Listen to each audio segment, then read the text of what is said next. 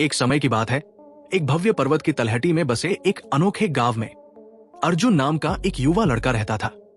अर्जुन अपने जिज्ञासु स्वभाव और साहसिक भावना के लिए जाने जाते थे।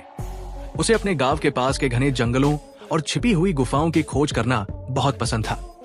वो हमेशा कुछ असाधारण पाने की उम्मीद में रहता था। एक धूप भरी दोपहर में जंगल में घूमते समय अर्जुन की नजर एक पुराने खराब हो चुके नक्शे पर पड़ी। ऐसा लग रहा था कि नक्शा पहाड़ के बीचों बीच दबे किसी छिपे हुए खजाने तक जाने का रास्ता दर्शाता है।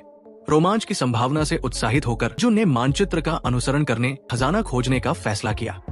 आवश्यक चीजों से भरा बैग और दृढ़ निश्चय से भरे दिल के साथ अर्जुन अपनी यात्रा पर निकल पड़े। रास्ता जोखिम भरा, खड़ी चढ़ाई और संकरे रास्तों से भरा हुआ था, लेकिन अर्जुन की अटूट भावना ने उसे आगे बढ़ाया। रास्ते में उन्हें विभिन्न चुनौतियों का सामना करना पड़ा, जंगली जानवर, उफनती नदियां और यहाँ तक कि एक भयानक तूफान भी। फिर भी उन्होंने कभी हार नहीं मानी।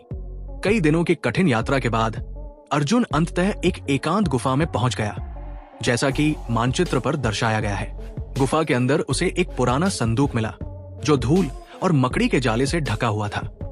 उसने कांपते हाथों से सोना और जवाहरात मिलने की उम्मीद में संदूक खोला, लेकिन उन्हें यह देखकर आश्चर्य हुआ कि संदूक में केवल एक ही प्राचीन पुस्तक थी। पहले निराश होकर अर्जुन ने किताब पढ़ने का फैसला किया। जैसे ही उसने पन्ने पलटे, उसे पता चला कि यह बहादुरी, बुद्धिमत्ता और दयालुता की कहानियों से भरा हुआ था।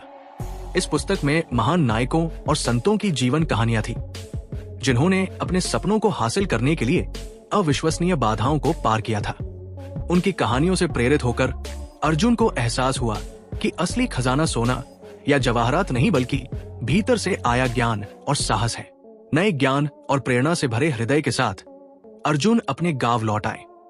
उन्होंने ग्रामीणों के साथ कहानियां साझा की, जो कहानियों से समान रूप से मंत्रमुग्ध और प्रेरित थे। अर्जुन के साहसिक कार्य ने उन्हें सिखाया कि सबसे बड़ा खजाना भौतिक धन में नहीं, बल्कि चरित्र की ताकत और हमारे अनुभवों से प्राप्त ज्ञान में निहित है।